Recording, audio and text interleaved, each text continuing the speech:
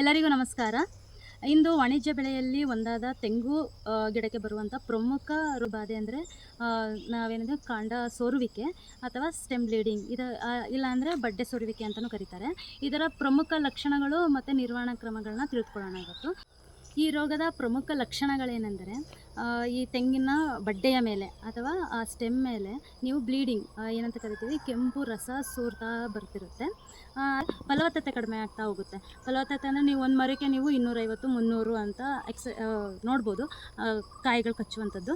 ಆದರೆ ಬರ್ತಾ ಬರ್ತಾ ಏನಾಗುತ್ತೆ, ಕಡಿಮೆ ಆಗ್ತಾ ಹೋಗುತ್ತೆ. 50-40 ಕಾಯಿ ಕಚ್ಚುತ್ತಾ ಬರುತ್ತೆ.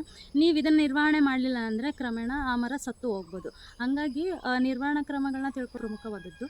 ನಿರ್ವಹಣಾ ಕ್ರಮಗಳು ಏನೆಂದರೆ, ಮೊದಲನೇದಾಗಿ ಈ ಬಡ್ಡೆಯ ಮೇಲೆ ಬರುವಂತಹ ಏನಂತೀವಿ ಸೋರುವಿಕೆ, ಅದನ್ನು ಹರಿತವಾದ ಚಾಕು ತೊಗೊಂಡು ಅದನ್ನು ತೆಗಿಬೇಕು, ಸವರಿಕೆ ಮಾಡಬೇಕು.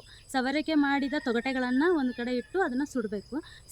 ಸವರಿಕೆ ಮಾಡಿದ ಜಾಗಕ್ಕೆ ನಾವೇನು ಮಾಡಬೇಕು ಅಂದರೆ ಬೋರ್ಡಾಕ್ಸ್ ಪೇಸ್ಟನ್ನು ಹಚ್ಚಬೇಕು. ನಿಮಗೆ ಬೋರ್ಡಾಕ್ಸ್ ಪೇಸ್ಟ್ ಹಚ್ಚೋಕ್ಕಾಗಲಿಲ್ಲ ಅಂತಂದರೆ ನಿಮ್ಮಲ್ಲಿ ಏನಾದರೂ ದೇಸಿ ಹಸು ಏನಾದರೂ ಇದೆ ಅಂತಂದರೆ ದೇಸಿ ಹಸುವಿನ ಏನು ಗಂಜಲ ಬರುತ್ತಲ್ಲ, ಗಂಜಲಿಗೆ ಸ್ವಲ್ಪ ಅರಿಶಿನ ಮತ್ತು ಸುಣ್ಣನಾದರೂ ಬೆರೆಸಿ ಅದನ್ನು ಹಚ್ಚೋದ್ರ ಮೂಲಕನಾದರೂ ನೀವು ಕಡಿಮೆ ಮಾಡ್ಕೋಬೋದು. ಇಲ್ಲ ಅಂತಂದರೆ ಟ್ರೈಕೋಡರ್ಮಾ ಹೆಂಗೋ ಸಿಗುತ್ತೆ. ಆ ಟ್ರೈಕೋಡರ್ಮದ ಪೇಸ್ಟ್ ಮಾಡಿಕೊಂಡು ಬೆಳಗ್ಗೆ ಅಥವಾ ಇಲ್ಲ ಸಂಜೆ ಟೈಮಲ್ಲಿ ಅದರ ಮೇಲೆ ಹಚ್ಚಿದ ನಂತರ ಕಾಟನ್ ಬಟ್ಟೆನ ಕಟ್ಟಬೇಕಾಗುತ್ತೆ. ಈ ರೀತಿ ನೀವೇನು ಮಾಡಬೇಕು ಅಂತಂದರೆ ಪ್ರತಿ 1.5 ತಿಂಗಳಿಗೆ ಈ ರೀತಿ ಕಂಟಿನ್ಯೂಸ್ ಆಗಿ ಮಾಡೋದ್ರಿಂದ ನೀವು ಆ ರೋಗನ ನಿರ್ವಹಣೆ ಮಾಡ್ಬೋದು. ಮತ್ತು ಈ ಬುಡ ಒಂದೊಂದು ಮರಕ್ಕೆ ಶಿಫಾರಸು ಮಾಡಿದ್ದಷ್ಟು ನೀವು ರಾಸಾಯನಿಕ ಗೊಬ್ಬರಗಳನ್ನು, ಅದ್ರ ಜೊತೆಗೆ 50 kg ಕೊಟ್ಟಿಗೆ ಗೊಬ್ಬರ ಮತ್ತು 200 ಗ್ರಾಮು ಟ್ರೈಕೋಡರ್ಮ ಮತ್ತು 20 kg ನೀಮ್ ಕೇಕ್ನ ಹಾಕೋದ್ರಿಂದನೂ ನೀವು ಕಡಿಮೆ ಮಾಡ್ಕೊಬೋದು.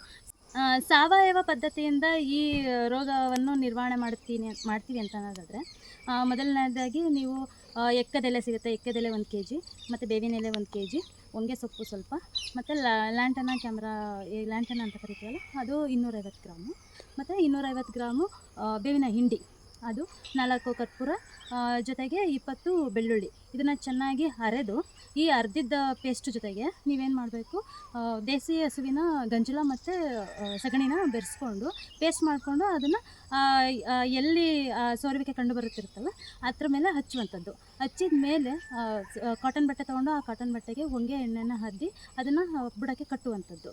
ಈ ಕಟ್ಟಿದ ಮೇಲೆ ನೀವು 3 ದಿನಕ್ಕೊಂದ್ಸಲಿ ಒಣಗದೆ ಹೋದಂಗೆ ಮತ್ತೆ ಅದರ ಮೇಲೆ ಹೊಂಗೆ ಎಣ್ಣೆಯನ್ನು ಸಿಂಪಡಣೆ ಮಾಡ್ತಾ ಬರಬೇಕು.